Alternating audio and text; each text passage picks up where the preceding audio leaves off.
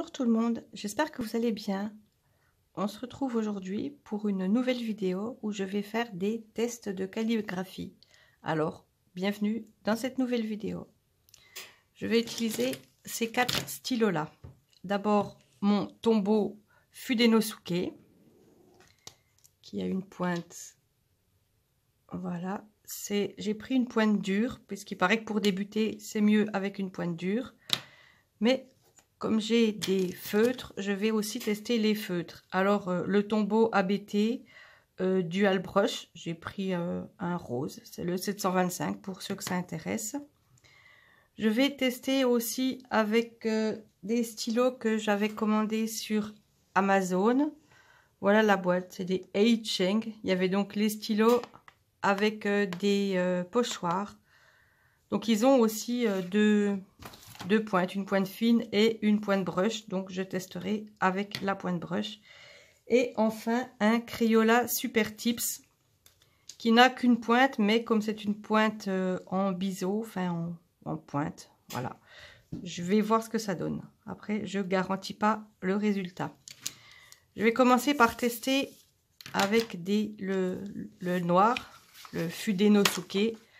Ça sera déjà bien assez compliqué. Alors, j'ai regardé plusieurs vidéos et apparemment, au début, donc pour faire les traits qui montent, il faut tenir la pointe très doucement et il faut appuyer pour les traits qui descendent. J'ai vu qu'il fallait s'entraîner à faire déjà des traits qui montent. Alors, j'ai pris des feuilles, des anciennes feuilles d'un cahier, histoire de recycler un peu mes vieilles feuilles.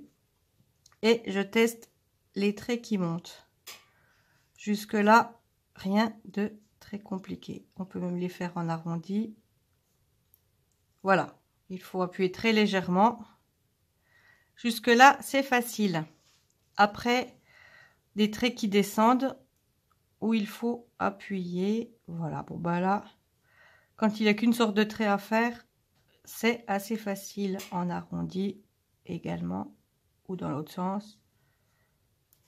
Voilà, ça c'est facile. Après, il faut essayer de faire un trait qui descend en appuyant et un trait qui remonte en appuyant plus. C'est ça le plus dur. Voilà, là, j'ai encore trop appuyé là.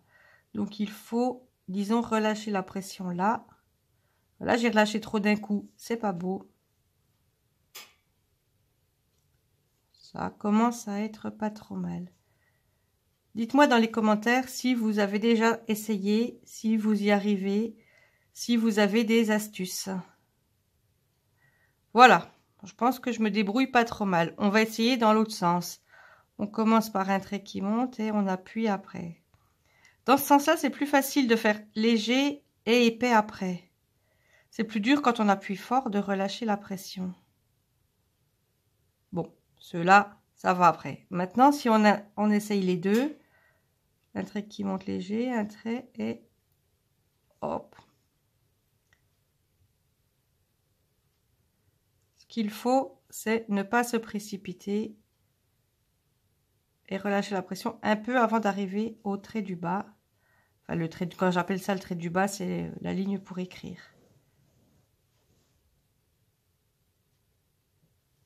Voilà. Après, si on essaye de faire les arrondis pour faire des C, par exemple.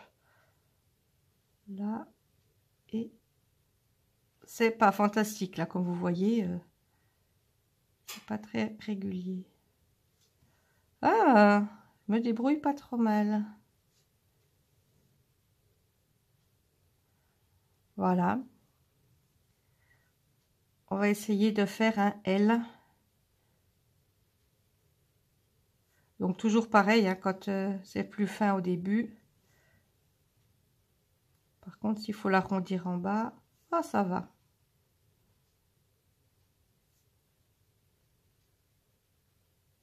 Après, il faut pratiquer régulièrement et je pense assez longtemps pour se familiariser parce que là, il faut vraiment que je réfléchisse quand j'appuie et quand je relâche la pression.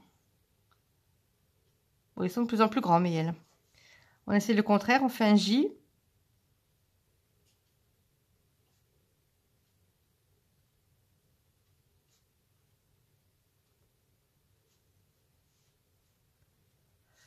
c'est pas fantastique. Après les points, je sais pas trop comment ils se font, on verra ça plus tard. Voilà pour ces tests-là. Je vais essayer d'écrire un mot pour voir. Allez, au hasard, calligraphie.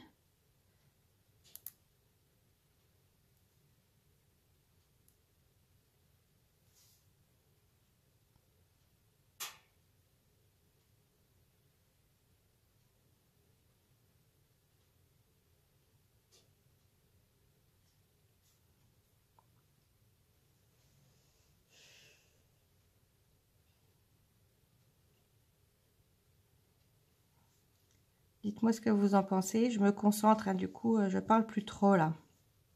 Mais je ne vous oublie pas.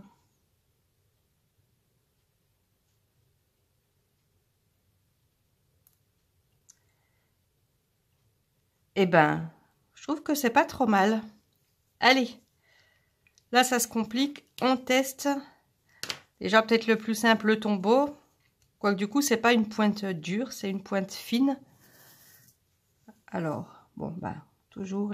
Ah bah, ça commence bien, il est trop épais. Après, comme c'est des feutres...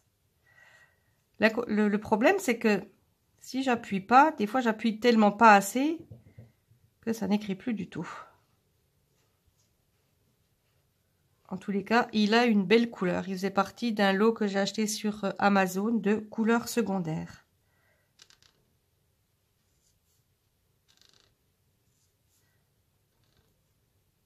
Je pense que vous entendez le bruit de la pointe du feutre.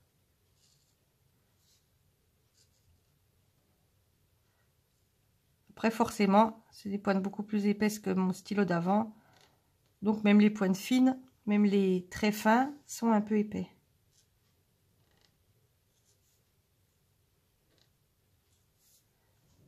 Par contre, c'est plus fluide en écriture. Comme c'est pas une pointe dure, ça glisse. Même si c'est vraiment pas du papier adapté.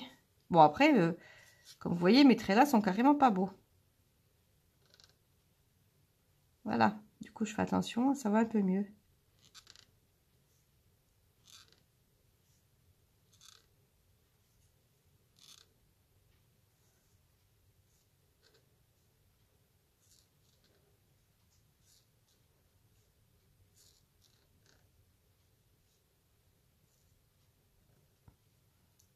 Il y a de l'entraînement à avoir. Voilà, je pense que j'écris pas le mot parce que comme c'est des feutres plus gros, il faudrait plus de place. Et puis je vais juste vous montrer un peu.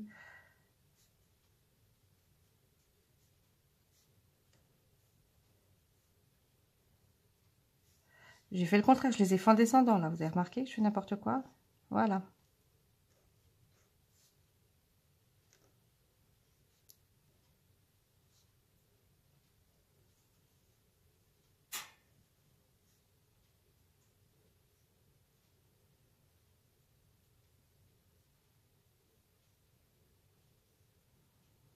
C'est joli. Je sais pas ce que vous en pensez.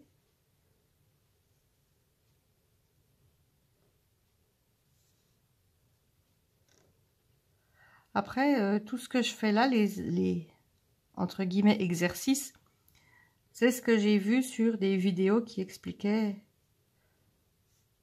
comment faire pour faire de la fausse calligraphie.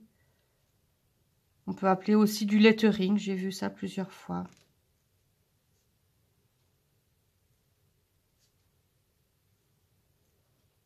Oh, bah alors là, celui-là, vous voyez, je vous parlais, j'ai carrément pas réfléchi à ce que je faisais. Voilà. Je vais tester maintenant le Crayola Super Tips. Alors, je fais bien en montant des traits fins et en descendant. Jusque-là, ça va. Après, c'est pas évident parce que comme c'est pas vraiment une pointe pinceau,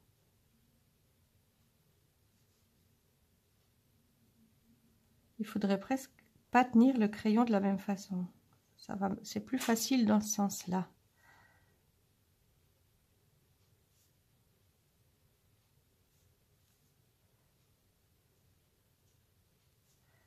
pas m'attarder non plus. Hein.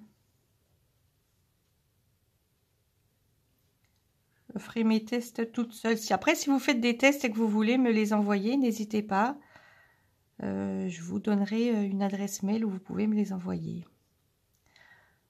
Voilà, j'en suis où j'ai fait ça. Je vais faire un peu des L, enfin des essais de L.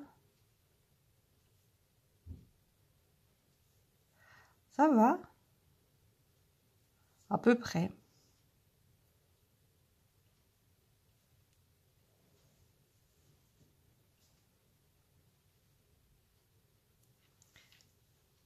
Ouais, ben, je sais pas ce que vous en pensez. C'était un peu laborieux. C'était mon premier test de fausse calligraphie, de lettering, de je ne sais pas encore comment ça peut s'appeler. Ça s'appelle comme vous voulez que ça s'appelle. Dites-moi dans les commentaires si vous avez des astuces, si vous avez tout ce qui vous passe par la tête. Ça me fera plaisir de vous lire et je répondrai à tout le monde. Alors forcément, celui que j'ai préféré, c'est celui-là. Après, le tombeau du Brush rose était pas mal aussi, mais beaucoup plus gros, donc pour faire des choses beaucoup plus grandes. J'espère que cette vidéo vous a plu. N'hésitez pas à vous abonner, à activer la cloche de notification pour ne pas rater mes prochaines vidéos. Surtout, laissez-moi un petit pouce bleu pour me montrer que je n'ai pas fait ça en vain. Et je vous dis à la prochaine. Attendez, avant on va tester. Oh là là, c'est pas chouette.